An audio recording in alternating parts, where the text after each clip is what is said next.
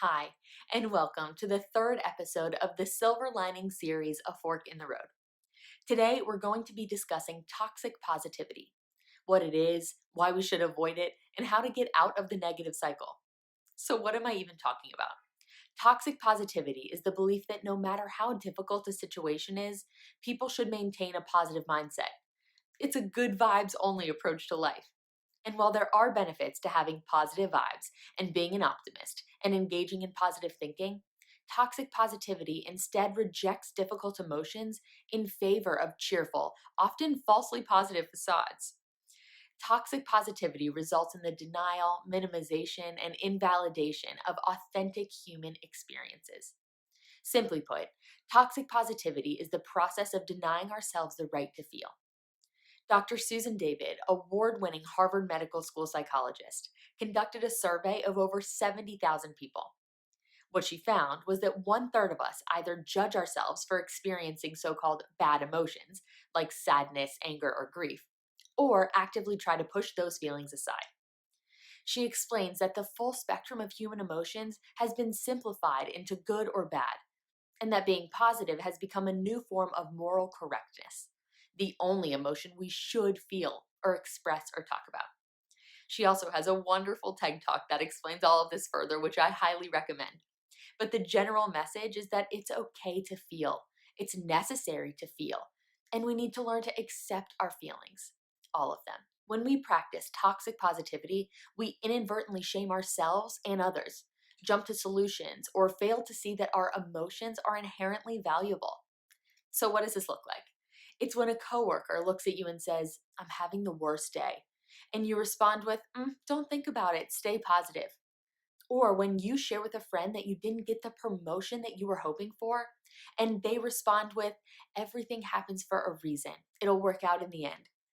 Or to call myself out, when we are living in the midst of a global pandemic and someone says, "Look for the silver lining." All well intentioned responses, but unknowingly, they cause feelings of alienation and shame and disconnection. What if we let ourselves and others feel our feelings and share our feelings without trying to fix them?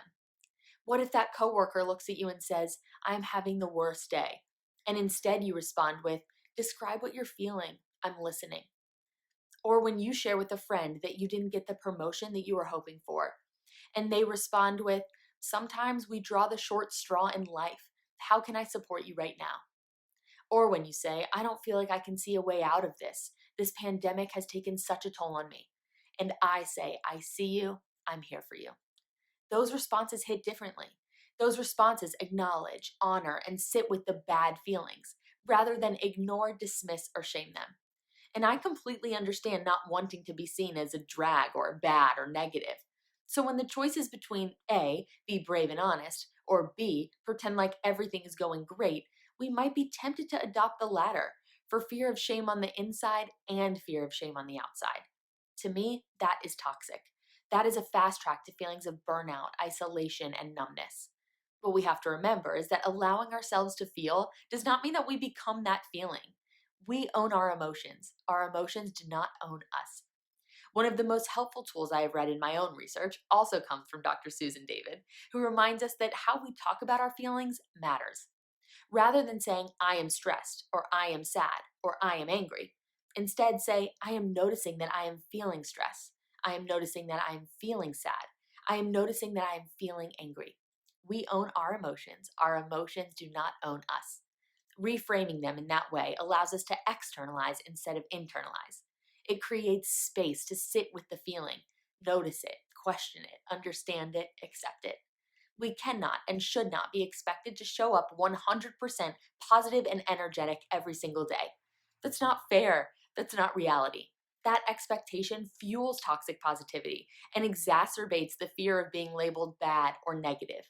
What we need to do is take steps to create a culture where the full spectrum of human emotions are welcomed, heard, and listened to.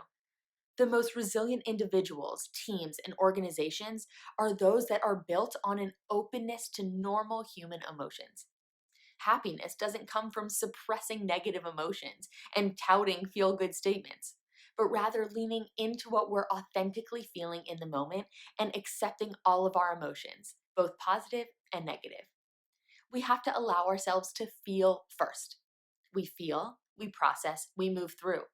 There's no way around it. So, the silver lining is that there doesn't need to be one.